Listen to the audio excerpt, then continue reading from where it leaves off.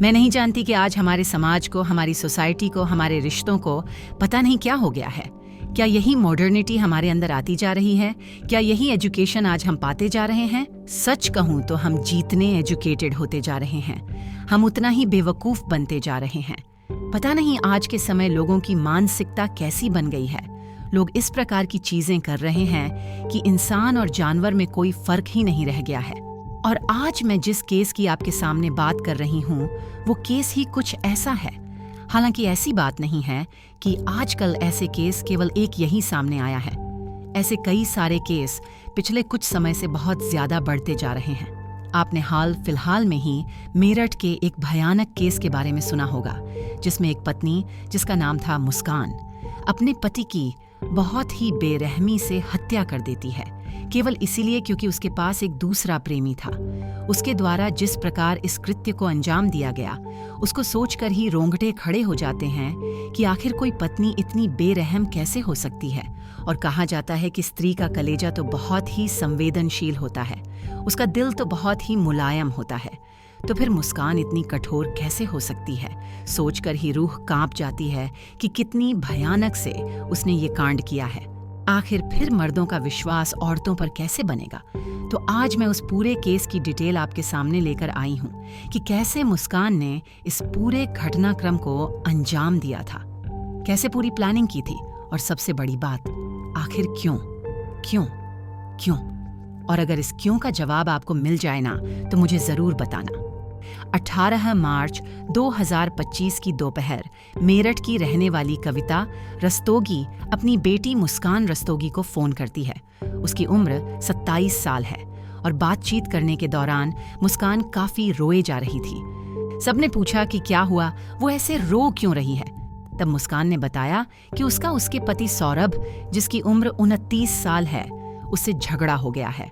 ये सुनकर उसके घर वालों को कुछ नया नहीं लगा, क्योंकि मुस्कान और उसके पति सौरभ में अक्सर झगड़ा होता रहता है और परिवार वाले उनमें सुलह करवा दिया करते थे। यहाँ पर उन सब ने उसे समझाया कि ऐसे झगड़े मत किया करो, तुम्हारी एक 6 साल की बेटी पीहू भी है, उसके ऊपर गलत असर पड़ेगा ये वो। मुस्कान और उसका पति सौरभ अभी शिमला घूम कर आए थे और आते ही बेटी का ऐसे रोना उन्हें थोड़ा संदेहजनक लगा। लेकिन मुस्कान आज ज्यादा रो रही थी, इसलिए कविता ने उसे घर पर बुला लिया। मुस्कान के घर आने के बाद सबने देखा कि सौरभ उसके साथ नहीं है। उन लोगों ने पूछा कि वह कहाँ पर है, वह आया क्यों नहीं। इतने दिन हो गए उसे उसकी बेटी पीहू से मिले। तब मुस्कान ने बताया कि सौरभ नहीं रहा। ये सुनकर कविता ने हैरानी से पूछा कि ये वो क्या बोल रही है। तब मुस्कान ने रो रो कर बताया कि उसके ससुराल वालों ने सौरभ का मर्डर कर दिया, क्योंकि वो लोग चाहते थे कि सौरभ उससे तलाक ले ले। यहाँ पर उसके घर वालों को उसकी बात पर शक हुआ, क्योंकि वो अपनी बेटी को बहुत अच्छे से जानते थे कि वो कोई दूध की धुली नहीं है, और अचानक से उसके ससुराल वालों ने सौरभ का मर्डर कैसे कर दिया। और वो लोग तो शिमला घूमने गए थे, तो वहाँ अगर उन लोगों ने उसे मारा तो मुस्कान ने शोर क्यों नहीं मचाया। इतने सारे सवालों का मुस्कान के पास कोई जवाब नहीं था और अब वो अपने ही जाल में फंसती जा रही थी। वो बार बार अपनी बातों से पलट रही थी। तब उसके घर वालों को लगा कि मुस्कान से सच निकलवाना पड़ेगा, इसलिए उसके पापा ने कहा कि जो भी तूने किया है वो हमें बता दे, हम तुझे बचाने की पूरी कोशिश करेंगे, आखिर तू हमारी बेटी है। यहाँ मैं आपको एक बात बता दूं तो कविता मुस्कान की सौतेली माँ है और इसी वजह से मुस्कान अपने पिता की लाडली है। वो उन्हें इमोशनल ब्लैकमेल करके अपने सारे काम निकलवा लेती है और उसके पिता भी उसका पूरा साथ देते हैं। यही सब सोचकर मुस्कान उन सबको बताती है कि उसने अपने एक साथी साहिल के साथ मिलकर सौरभ का मर्डर कर दिया है और अब उसकी लाश उसके घर में एक ड्रम में है और वो लोग उसकी लाश को ठिकाने लगाने में उसकी मदद करें। उन दोनों के बीच झगड़ा होता था, लेकिन उनका झगड़ा ये मोड़ लेगा किसी ने इसकी कल्पना भी नहीं की थी। वहीं उसके माता पिता को ये बात बर्दाश्त नहीं हुई, क्योंकि सौरभ बहुत अच्छा लड़का था और उन्हें ये भी पता था कि इन सब में पूरी गलती पक्का मुस्कान की होगी। इसलिए वो लोग उसे सीधे पुलिस स्टेशन लेकर गए और मुस्कान के खिलाफ कंप्लेन लिखवाई। मामला काफी संगीन था, इसलिए मुस्कान को फौरन गिरफ्तार किया गया और फिर उससे पूछताछ की गई और फिर जो उसने बताया उसे सुनकर सबके पैरों तले जमीन ही खिसक गई। दरअसल साल 2016 में मुस्कान और सौरभ राजपूत ने एक दूसरे से लव मैरिज की। सौरभ के घर वाले उसकी इस शादी के खिलाफ थे, इसीलिए वे दोनों अलग मकान लेकर रहने लगे, जो कि मुस्कान के घर से सिर्फ 4-5 घर दूर था। शादी के कुछ समय तक तो सब सही चला और फिर कुछ ही सालों में सौरभ ने नेवी मर्चेंट में नौकरी छोड़कर लंदन में नौकरी पकड़ ली। सौरभ राजपूत काफी अच्छा कमाता था, घर में पैसों की कोई कमी नहीं थी और सौरभ ने भी कभी अपनी पत्नी को किसी चीज के लिए नहीं टोका। मुस्कान का मन होता तो वो खाना मंगवाती, नहीं तो खाना बाहर से मंगवा लेती। ये दंपति शादी के कुछ समय बाद एक बेटी के माँ बाप बने। शादी के बाद मुस्कान को नशे की लत होने लगी। यहाँ मुस्कान हर तरह का नशा करती थी, फिर चाहे वो ड्रग्स हो, शराब हो, सिगरेट हो।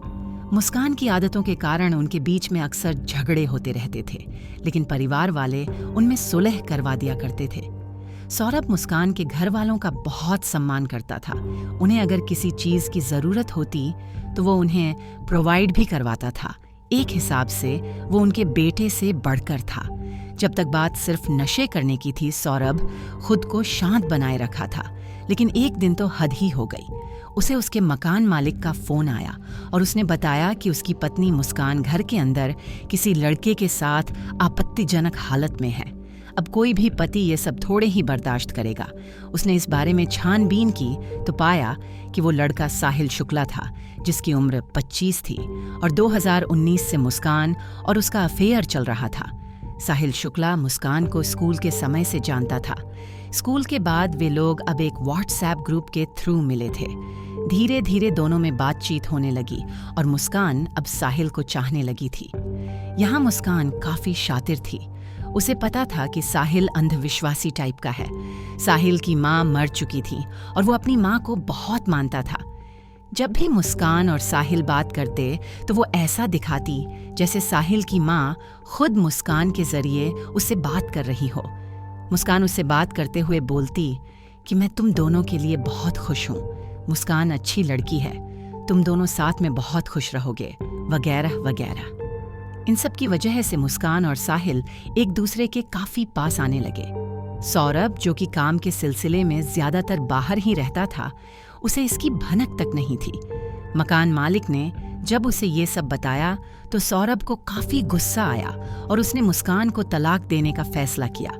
यहाँ पर मुस्कान के घर वालों ने सौरभ को काफी समझाया और फिर उसने अपनी बच्ची के खातिर सोचा कि चलो मुस्कान को एक मौका दिया जाए। यहाँ पर मुस्कान भी सौरभ से तलाक नहीं चाहती थी, क्योंकि उसे सौरभ के पैसों की आदत लग चुकी थी। सौरभ उसे जो सुविधाएं देता था वो कोई और नहीं कर सकता था, यानी कि उसे सौरभ की नहीं बल्कि सौरभ की संपत्ति की जरूरत थी। उसने सोचा कि सौरभ तो काम के चक्कर में बाहर ही रहता है, इसलिए अभी इसे समझा लेती हूँ और बाद में साहिल के साथ अफेयर कंटिन्यू करूंगी। यहाँ पर अगर सौरभ इन सब की बातों में न आकर मुस्कान को तलाक दे देता तो आज हम इस बारे में चर्चा नहीं कर रहे होते। खैर, सौरभ बाहर रहता और मुस्कान और साहिल का ये अफेयर उसकी पीठ पीछे चलता रहता। उसकी गैर मौजूदगी में ये दोनों घर पर नशा करते और एक दूसरे के साथ पति पत्नी की तरह रहते। समय बीतता गया और अब मुस्कान को लगने लगा था कि उसे सौरभ की कोई जरूरत नहीं है, लेकिन वो उसे तलाक भी नहीं देना चाहती थी, क्योंकि उसे उसके पैसे चाहिए थे। इसीलिए अब उसने एक खौफनाक कदम उठाने का सोचा। मुस्कान से ये काम अकेले नहीं हो सकता था, इसलिए उसने इसमें साहिल को भी मिलाने की सोची। उसने साहिल को ये दिखाया कि उसकी माँ मुस्कान के जरिए उसे कुछ बताना चाहती है। उसने उसे बताया कि तुझे कैसे भी करके अपने और मुस्कान के बीच आने वाले शख्स को रास्ते से हटाना होगा।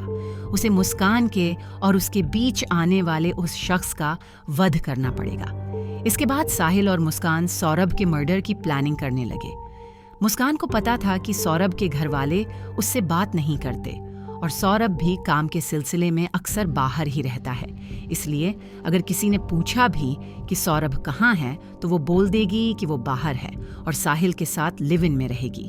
साहिल, जो कि पूरी तरह से मुस्कान के वश में था, उसने भी उसका पूरा साथ दिया और वो लोग सौरभ के मर्डर की प्लानिंग करने लगे।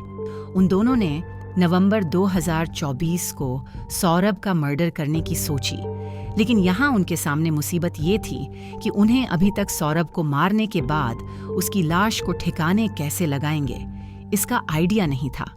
मुस्कान ने किसी से पूछा भी कि पूजा की सामग्रियों को कैसे ठिकाने लगाते हैं, और फिर बातों बातों में लाश को ठिकाने लगाने का भी पूछा, लेकिन सामने वाले ने हंसकर टाल दिया। इन सब के बाद सौरभ वापस चला गया और अब मुस्कान और साहिल दोबारा से सोचने लगे कि आखिर कैसे उसकी लाश ठिकाने लगाई जाए।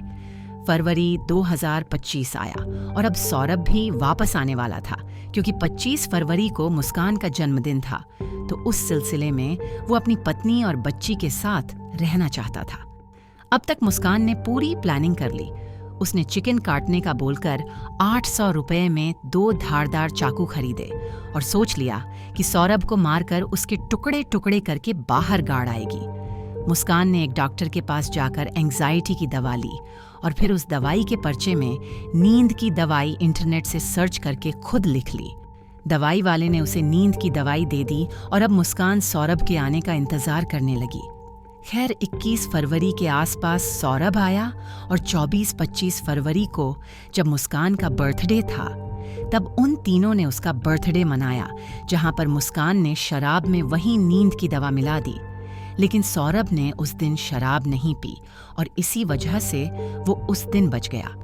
इसके बाद 4 मार्च को दोबारा से मुस्कान ने उसे मारने की प्लानिंग की। उसने साहिल को भी उस दिन छिपके से घर बुला लिया और उसे घर में कहीं छिपा दिया और फिर सौरभ के खाने में नींद की दवाई डालकर उसे खिलाकर बेहोश कर दिया। इसके बाद साहिल बाहर आ गया और उन दोनों ने मिलकर सिगरेट, शराब, ड्रग्स, न जाने किस किस चीज का नशा किया।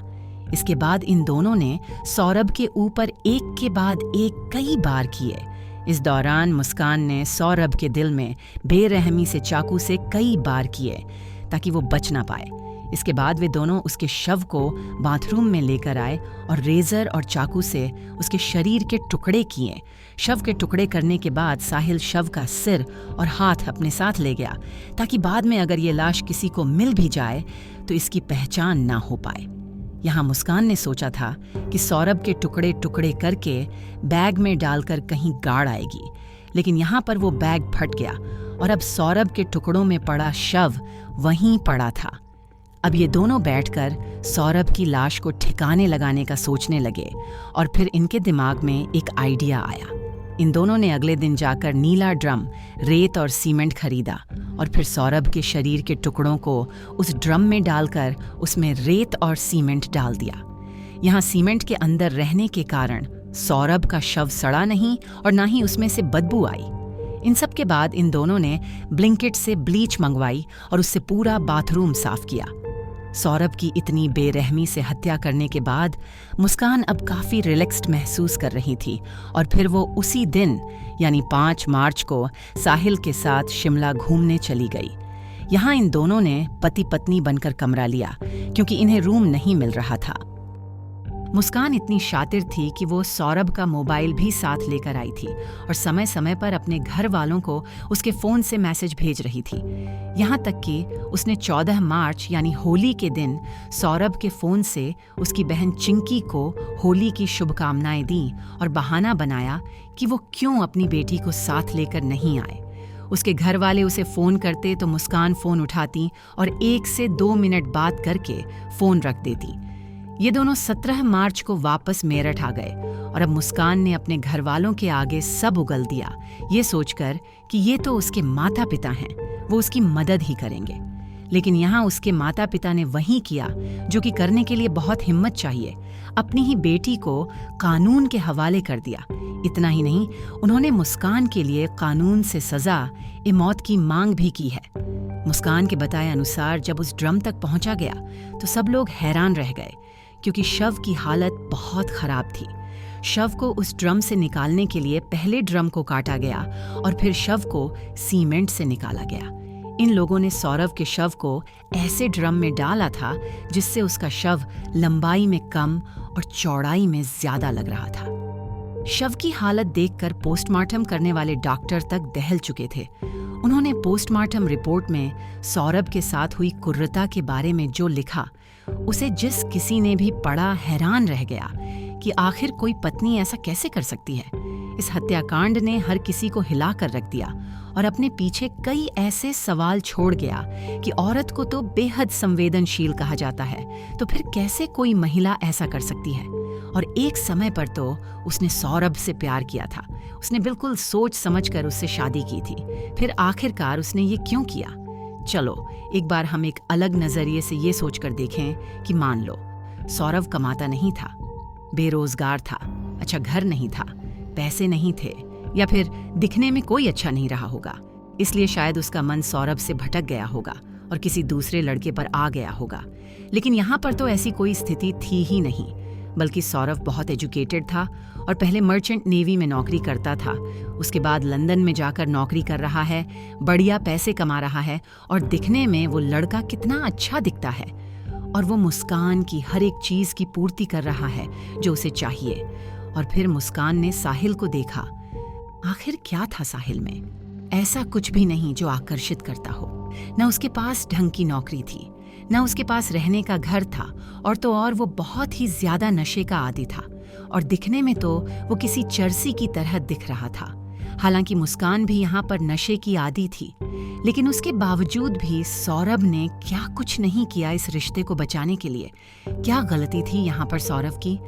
बल्कि सौरभ तो पहले से ही उससे तलाक मांग रहा था, लेकिन केवल अपनी बेटी की खातिर उसने इस रिश्ते को चलाए रखा।